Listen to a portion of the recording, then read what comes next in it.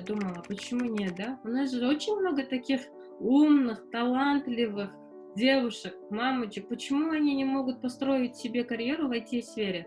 Потому что это очень удобная работа. Потому что здесь можно работать удаленно. Это не черная работа, да? Вот тогда я подумала, допустим, вот представить себе не могу, сколько матерей, сколько девушек каждый год уезжают в Россию на заработки. Это черная работа, да? Они там какие работы делают?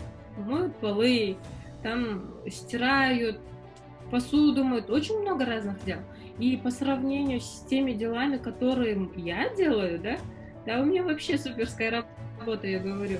И я потом поняла, если те девушки, которые уезжают в Россию, в Казахстан на заработки, они могут 6 месяцев отучиться и работать в IT-сфере удаленно в Европе, в Азии. А потом я начала все это агитировать. Я хотела, девушки, слушайте, не надо езжать никуда. Давайте будем инвестировать свои знания в IT, потому что IT это один из самых классных профессий, которую можно освоить за 6 месяцев минимум. За 6 месяцев. Нету такой ни одной профессии, которую можно освоить за 6 месяцев и зарабатывать больше, чем другие профессии.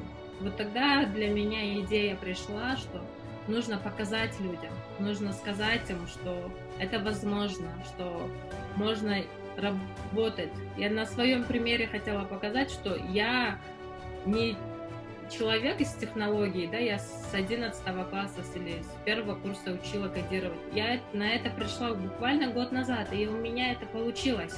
Я хотела этим поделиться, сказать, что люди, и у вас тоже получится. Если у меня получилось, и у вас обязательно получится. Нужно, главное, начать.